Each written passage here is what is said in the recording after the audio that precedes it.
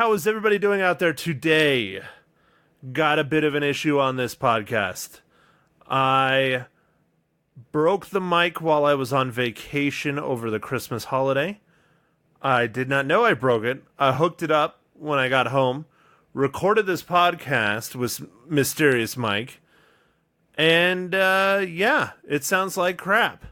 So I apologize. I am using my backup mic to record this, so luckily I can do a little bit of this, and I will have this guy rocking for Thursday's episode, where we're going to talk about the internet phenomena Bird Box. But again, I apologize for the audio.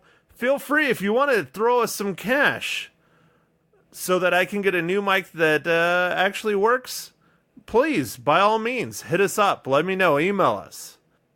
Anyways, I will shut my mouth and on to Mike and my review of Aquaman.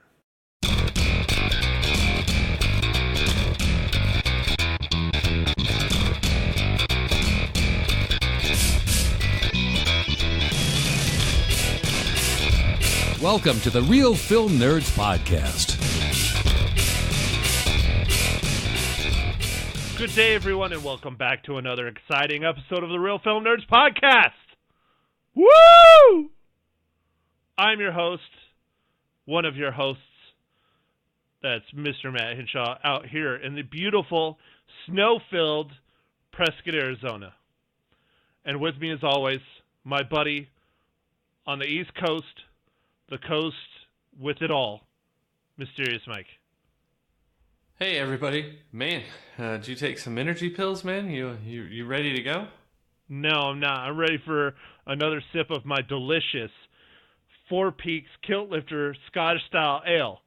Four Peaks Kilt Lifter, when you need a good solid beer to drink. Hey, wait, I thought we were the unofficial Chipotle podcast. Fine. We are the unofficial, official podcast of Chipotle. Chipotle, we keep you regular. Yeah, and doesn't Chipotle have some kind of new, New Year's bowls or something that are I don't know, diet friendly or something for if you're on the I don't know, I forget all the different kinds of diets, but something like that. I don't know, man. You know more than I do. I don't watch that thing called television. Is it like the keto diet and like the other diet and then that other diet and then the other one where you don't eat any meat, which is not a diet at all? It's a lifestyle, I guess. Yeah, something like that. I think it's something like that. I don't know, man. Paleo, I don't know, something like that. No, the paleo is I think the paleo is the one where you just eat meat. Right? Oh, all right. Yeah, I think you're supposed to eat like a caveman. So whatever you think they ate. Well, what the hell? It's not like we have freaking, woolly mammoths roaming around or anything. I mean, we can't eat elephants, for Christ's sake. What the hell are they eating? I think they eat nuts, dude. Saber-toothed tigers? Wow, dude. Did you just say they like to fill their mouths with nuts?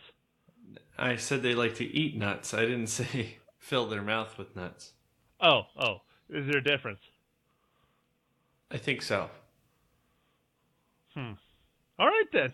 Well, Mike, speaking of nuts, redheads, you gotta love them. That is a direct quote from the incredible film that we are reviewing today. And, Mike, what is that film? We are reviewing today Aquaman. It's directed by James Wan. Writers are... Oh, it's loading. Why is it taking so long it's to loading. load? Did you break your internet? I thought you had the fastest, the gigabittle. I do have the gigabittle. And it's loading? It's still loading. I don't know what's going on. Why did you break the internets, Mike? I don't know. Okay, well, do you want me to do it? Oh, no, hold on. I don't know what's going on here. It's super slow. Uh-oh. Well, I still can hear you, so that means you have some form of internet, so that's good. Yeah, sure. Why don't you say the writers? I don't know what's going on. It's not showing anything. Dude, I think, are you losing your iPad? Is your iPad, going tits up? I don't know. All right. Well, fine. I will do it. Do you want me to do all of it? Like, directed by, writing credits, cast? No, I got the directed. Hold on. Let me. I'm changing form factors. I can do it. It's fine. Hold on. I know how to read. Read good. All right. So writers. Sorry, everybody. Writers. David Leslie Johnson. McGoldrick. That's a lot. Hold on. Is that all one name? No. Yeah, that's the screenplay. Is David Leslie Johnson McGoldrick? That is one name. No way. That's one dude's name. Yeah, and then it's Will. Hold on. No. Hold your horses. Aren't you technically a serial killer if you have 4 names? I don't know, but that is 4. It is 3 names with 1 name with a hyphen. That's a lot of freaking name. I mean, it's on a second damn line. Yeah. Anyways, all right, sorry. Okay, Mike, go ahead. The writing credits with David Leslie Johnson McGoldrick. Yeah, and then Bill, Jeff Johns, and James Wan again. It's starring Jason Momoa, Amber Heard. Jason Momoa? Yeah. Isn't that how you say it? Close enough. How do you say it? How do you say it? Momoa. Oh, Jason Momoa? Oh, yes. man. Come on! You watch Game of Thrones. Don't give me that crap. I do. But I just know him as Khal Drogo. Khal Drogo. Amber Heard. Willem Dafoe. Patrick Wilson. Nicole Kidman. Oh, come on. Come on. Say that last one. He's my boy. He's my dog. Yeah. All right. And Dolph Lundgren. Woo! All right. Okay, so this has been a pretty rough intro, but anyway, Arthur Curry learns that he is the heir to the underwater kingdom of Atlantis and must step forward to lead his people and be a hero to the world. Damn, dude. I think finally got through it. Yeah, I'm thinking the only reason I'm so excited is because I'm so freaking exhausted. I'm just exhausted. It's been a long 2 days, brother. Long 2 days. And you know the worst part of the whole thing of the past 2 days? What's that? I haven't gotten to see a movie. Oh, man, you didn't see anything new? No. Well, I did watch something new, but I did not have time for a whole movie. You know what I saw in the past 2 days? And based on your recommendation, and I have become kind of obsessed. What was it? The Marvelous Mrs. Maisel. Oh, man, it's so good. It's so good. It is. It's cheesy and kind of cheeky, but the actress, I didn't recognize I did recognize the actress that plays Mrs. Maisel. I'm spacing on her name, and I'm not going to look it up. But when she popped on screen, I'm like, where the hell do I know her from? I know her from something. Where the hell do I know her from? And I couldn't figure it out. And about 6 episodes in of the first season, I'm like, oh, I know what it is. She was one of the leading roles in a small TV show that was done a lot like an AMC TV show, but on one of the most insane networks ever, WGN, did Manhattan. Did you ever watch Manhattan? No, I haven't seen Manhattan. They did 2 seasons of it. I loved it. It became a little too soap opera-y, and I think this is one of the reasons why it didn't get renewed after the second season. But Manhattan is all about the Manhattan Project that took place in New Mexico, and she was one of the wives of one of the scientists. Oh, neat! Yeah, that'd be cool. Dude, it's a good show. It's a really good show. I'm not sure where. I think it might be on Hulu or something. Yeah, I think it's on Hulu. But I watched it when it was live on WGN years ago. It was like 2014. Anyways, I'm totally off topic, but I have been powering through Miss Maisel. I've already killed season 1. It's a lot better show, you know. I mean, I understand why. I don't know if it won an Emmy, but it was definitely Emmy nominated, and I understand because it really is quite fun.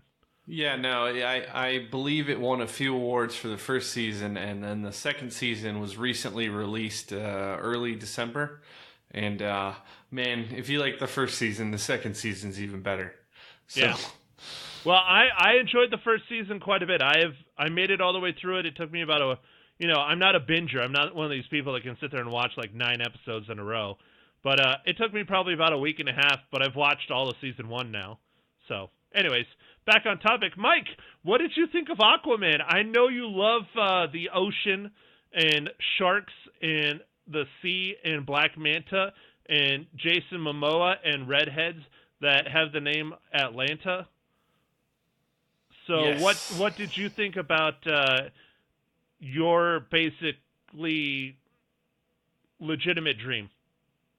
Yeah, I was definitely interested in seeing this because of all the sea creature stuff and all that stuff, and I wasn't sure what to expect. DC's been kind of hit or miss, and I'll tell you, this was a hit. I loved it. It's cheesy, but it's fun. The movie's not too serious. This is like the quintessential like popcorn movie, and I loved it. Is it better than Wonder Woman, Mike? I'm just coming out of the gate swinging. Is it better than Wonder Woman? As far as movies go, no, it's not as good as Wonder Woman, but is it just fun and entertaining? Yes. Really? So, I will argue against that. I think this is, if not DC's best movie to date of their recent cinematic expanded universe, whatever the hell they're calling it, I think this beats Wonder Woman, in my opinion. Now, having said that, the majority of Wonder Woman is a better film than this. The last third of Wonder Woman, especially how it ended, was just awful. And that's what really kind of ruined Wonder Woman for me, where this movie is solid pretty much from start to finish. There's some parts that are really hokey and really cheesy over the top, and I wasn't a super huge fan of Black Manta and how they had him and portrayed him. But, I mean, dude, you got to hand it to him. Aquaman is like one of the most absurd, strange, least cared about characters in all of comics. Everybody always makes fun of him because, oh, he can talk to fish. Wow, that's an amazing superpower. Not. yeah. And they hit it out of the park. They took a really kind of boring character and made him fun and interesting for the majority of this movie. And I really think Jason Momoa had a blast playing him. Yeah, no, I think he did. It seemed like it was fun. Like it was just a fun movie. I don't know, like the way that the jokes and everything. It was just good. Like I liked some of the less serious stuff. Like with the Marvel Cinematic Universe, man, we've just been getting serious and more serious, and like with the last Avengers and all that stuff's really good. It's really good, but I like to see this though. But Ant-Man and Wasp was a lot more like Aquaman. It definitely had more of that cheese factor than Avengers Infinity War or Black Panther. Yes, yes. Okay. Okay. I think Ant-Man and Wasp is more, not quite as cheesy and goofy and, well, goofy is a harsh word. I don't know if I would say Aquaman's goofy, but it didn't quite have as much fun or poke as much as Aquaman. I think Ant-Man is there, but not quite at Aquaman level. And I think Aquaman was a better movie than Ant-Man and Wasp, too. Yeah, like Aquaman definitely has some serious stuff in it. It deals with some serious things, parental issues and a couple other things in it. There are various serious moments in the movie, but it was still fairly lighthearted throughout the movie, and that was fun. So now do you think Jason Momoa Aquaman is actually really a clone from Star Wars, since his dad is Jango Fett? Yeah. I mean, I definitely think that is a good possibility. Now, are you sighing because you knew you weren't going to get through this podcast without me bringing up Star Wars at least once? Yeah, that was the sigh. Yep. That was to be expected. That was great, Star Wars sigh. Yes, that was exactly what that was. Hey, speaking of Star Wars, make sure and tune in and listen to our buddy's podcast over at the Blue Milk Podcast on the YouTubes and the Facebooks. See, look, I actually gave him a live read shout-out. That's pretty awesome instead of just putting it in the show notes. Yeah, no, that's good. That's good. Matt, I think I sent you a little screenshot, but I noticed that at the upcoming Star Wars area at Walt Disney World and Disneyland, they're going to have blue milk for you to buy. So I'm sure that will be a high seller for all the true Star Wars fans. But the real question is, how many hundreds of dollars is it going to cost? Well, with Disney, so at first it starts out as $1, but then there's the Disney tax, so it'll be $200. Oh, okay. So it's all about the Disney tax, you know. The mouse got to get paid. Yeah. So it's $1 plus Disney tax, and that's usually between $200. I mean, you know, honestly, Disney is slowly taking over the world, so we might as well make sure to give them more of our money, so then they could buy like DC, and then they'll have DC and Marvel, and then they'll have DC versus Marvel movies. How awesome would that be? That might be kind of fun. That might be kind of fun. I mean, at least the DC Marvel video games. I mean, come on. All right, Mike. So, speaking of Marvel, and we have to do it even though it is a DC movie, Mike, how does Aquaman relate to the Marvel Cinematic Universe?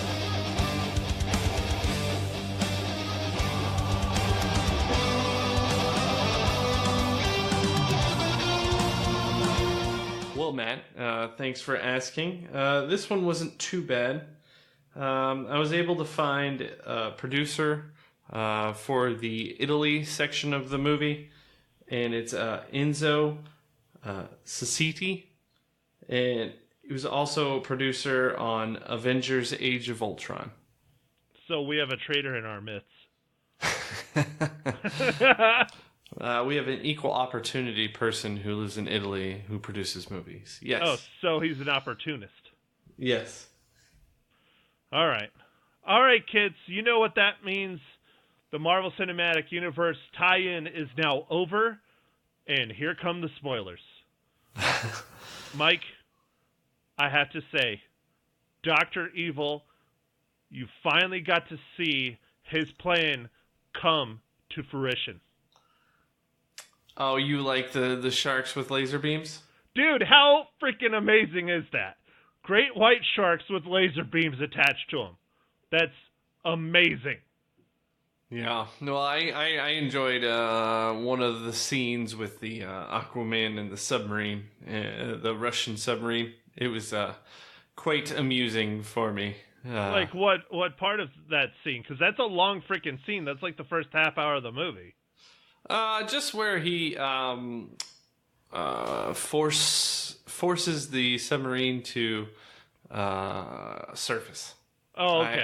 I thought that was fairly funny. Just to me. I don't know. I don't think a lot of people would have thought it was funny, but I thought it was funny. It was goofy. There's no way in hell. Well, again, he's a superhero. Maybe he is that strong. I don't know.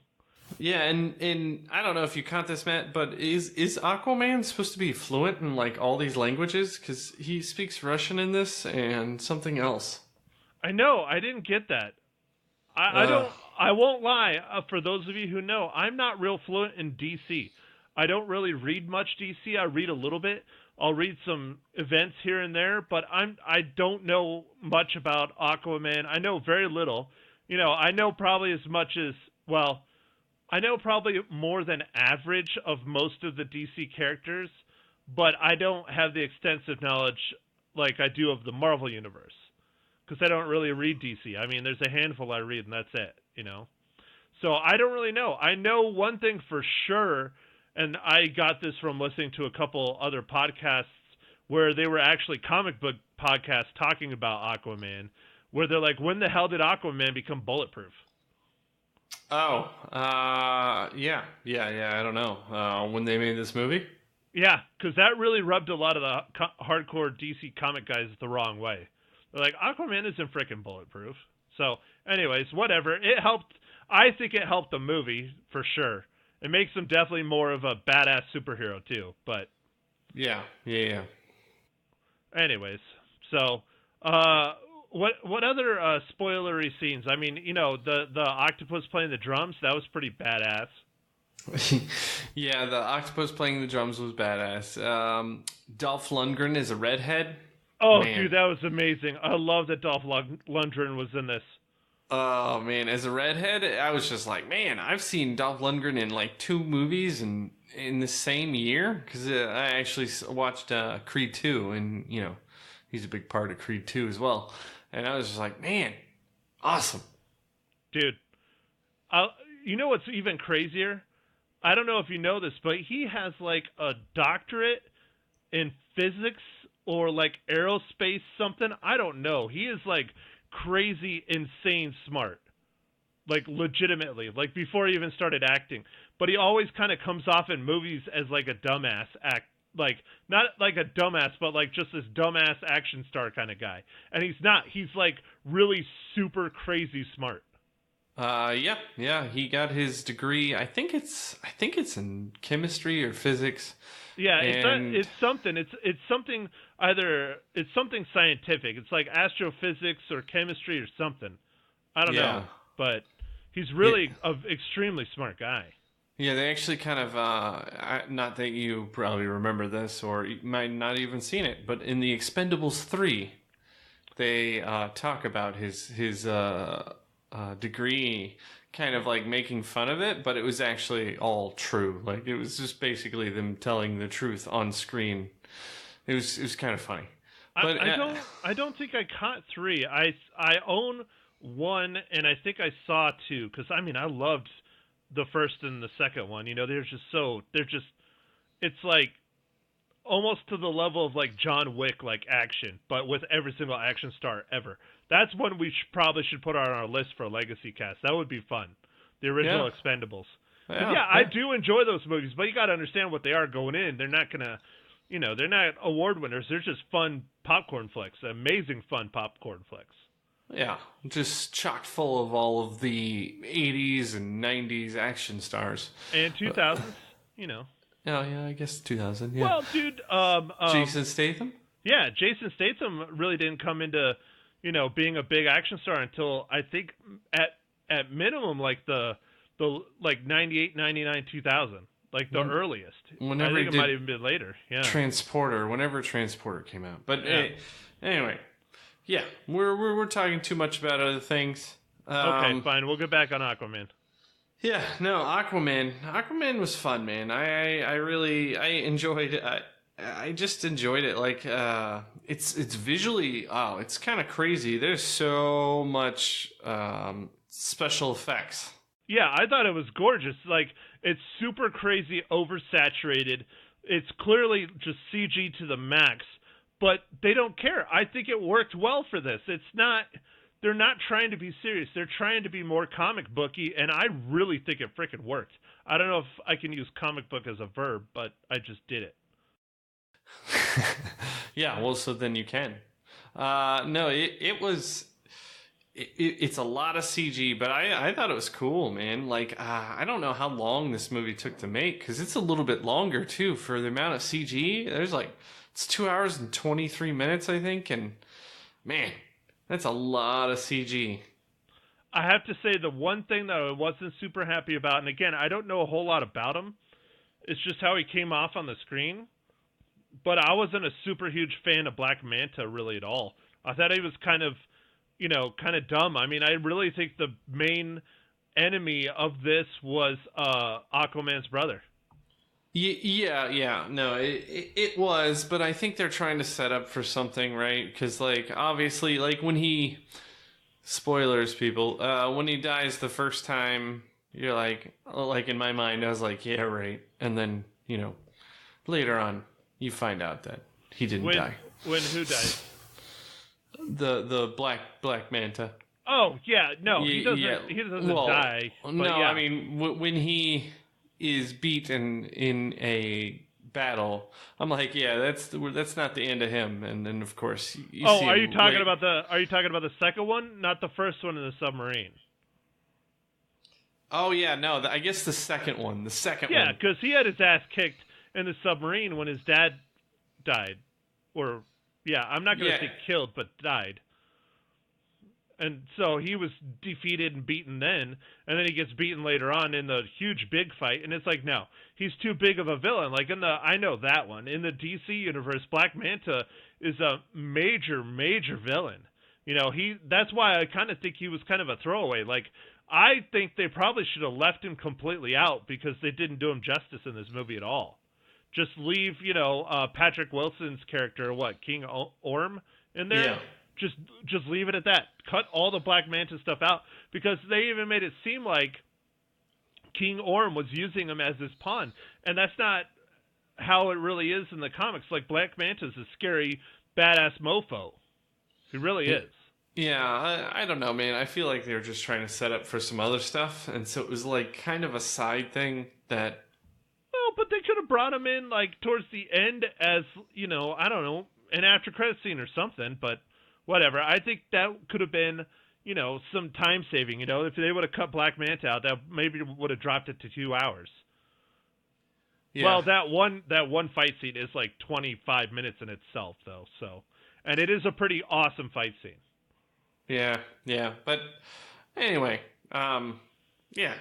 So I guess my overall thing for this movie would be like, if you just want to have some fun and eat some popcorn and just enjoy the ride, this movie's great. I mean, it's maybe a little bit long, but it's still just fun.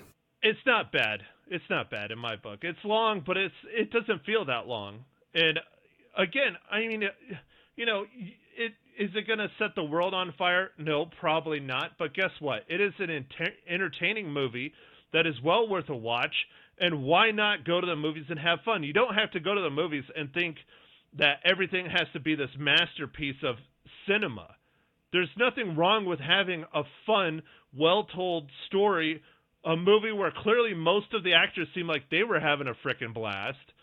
There's nothing wrong with that. It was fun. It was well worth the expense, if you ask me. Yeah, no, I thought this was...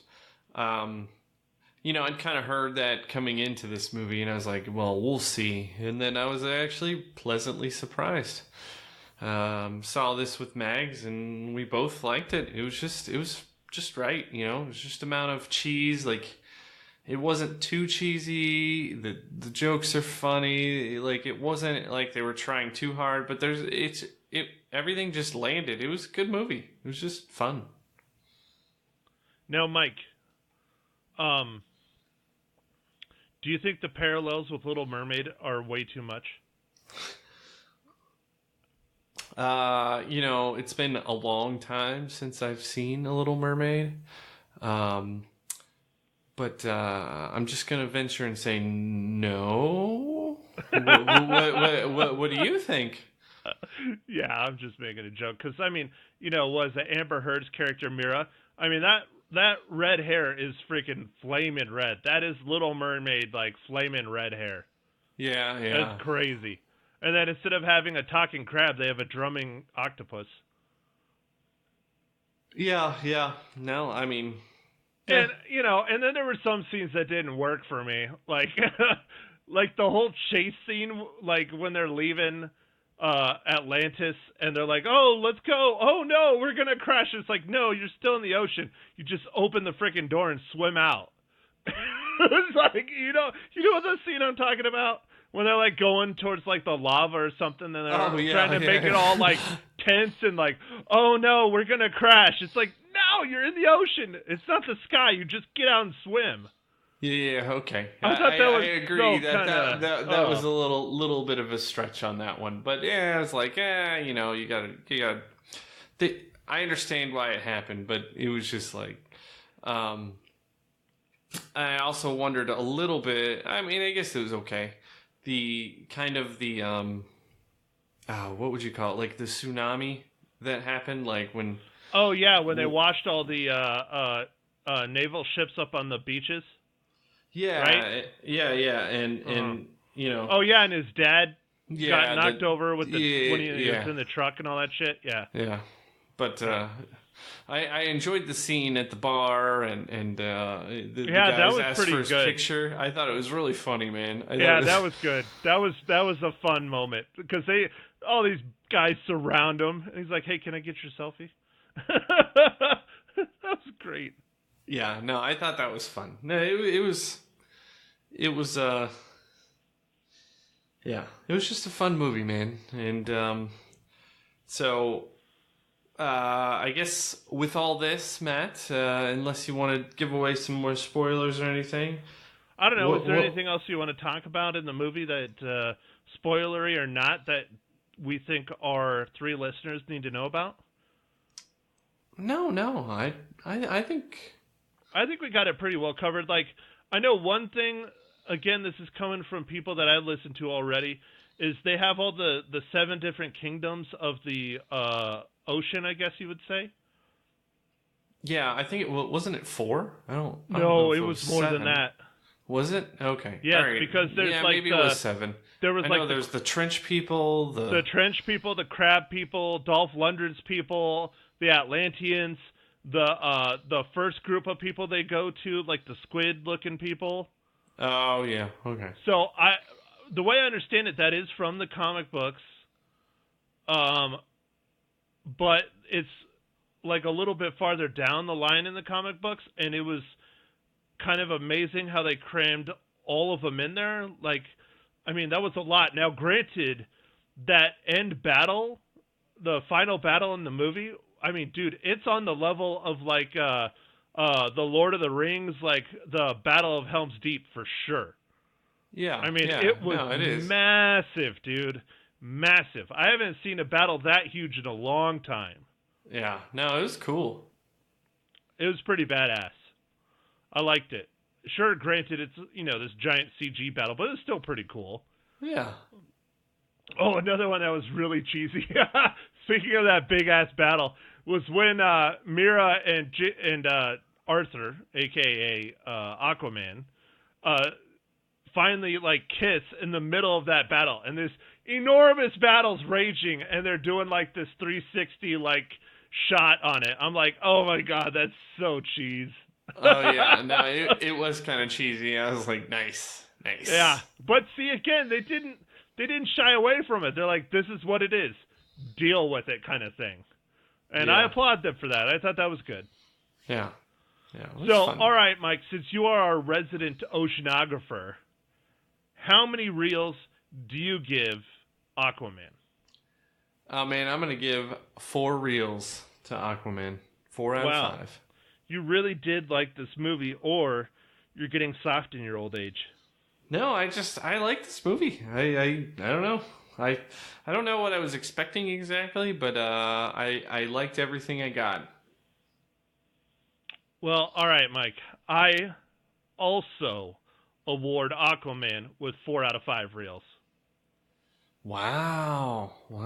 So we both encourage people, and this movie is big enough and CG enough that if you could, it would be kind of neat to see it in the theaters, because it's just a big movie, It's got a lot of stuff going on, so it would be a little nicer to see it in the theaters if you can. I think this movie is close to making $1 billion, so it's doing well. Dude, I would say this is a must-see in the theaters, especially if you can afford to go to an IMAX. I think this one would be really pretty in IMAX. Yeah, all the colors and stuff. Yeah. Yeah. Dude, I definitely say if you want to do Aquaman proper, go see it in the theaters at a minimum, for sure. So, well, all right, Mike, we did pretty good there. We're at a little over 30 minutes. So, shall we go ahead and tease the giant internet phenomenon of a review that we're doing for Thursday, just because I suggested it, because everyone is losing their damn minds over the latest Netflix original movie? Yeah, man. Let's tease it. Should we talk about this this thing that comes with its own internet challenge. Yeah, something about a box with some birds is what we're going to talk about on Thursday. Yep, Bird Box by Netflix. We will be reviewing that. You know, I know eventually you and I would probably watch it, but I wasn't really hardcore about seeing it until it exploded into this giant internet phenomenon. I'm like, well, you know what? To try and get us a few more listeners, let's go ahead and jump on that bandwagon. Yeah, I guess since it was released over the holiday time period, apparently everyone who has a Netflix account streamed it. So that's pretty crazy. Yeah, I guess. I don't know. I couldn't explain it otherwise. I mean, it's got one of the, I guess, America's sweethearts in it, Sandra Bullock, and maybe that helped amp it up. I don't know. Maybe everybody was just bored over the holiday. I don't know. I didn't do a lot of research going into it. I just was like, oh, okay, well, everybody's going crazy on it. We might as well watch it and see why. And then I watched it, and I was like, wow. For a movie that's kind of just under the radar until this phenomenon, because Netflix didn't really push it that hard, not in my eyes, it has a pretty freaking good cast in it. I mean, John Malkovich? Really? Yeah. That's pretty awesome. I like John Malkovich. He's a good guy. You know, well, I don't know how he is as a person, but he's a good actor. Yeah. And Sandra Bullock is always fantastic. She does a great job in her more dramatic roles. I'm not a huge fan of her comedic roles, but yeah. No, it was. Yeah. No, it's. So look forward to catching our review of Netflix's Bird Box. Yeah, coming this Thursday, and Mike and I will try and deconstruct and figure out why the hell everybody is going so freaking bananas over it. Yeah. So, anyway. Yeah, we will, because I'm not sure either. I've watched the movie completely through, and I can honestly tell you, I am really not sure why it's exploding like the way it is. Not to ruin our Thursday podcast, but I honestly don't understand. But hey, whatever. So, all right. Well, I think I'm good, Mike. Anything else you want to add? Go ahead and add it and get us out of here, brother. No. I think that's everything I wanted to cover, and just wanted to say thanks everybody for listening, and catch us on our next pod. Thank you for listening to The Real Film Nerds. Now don't forget to follow us on Facebook, Twitter, and Instagram at Real Film Nerds. Now go out and catch a movie.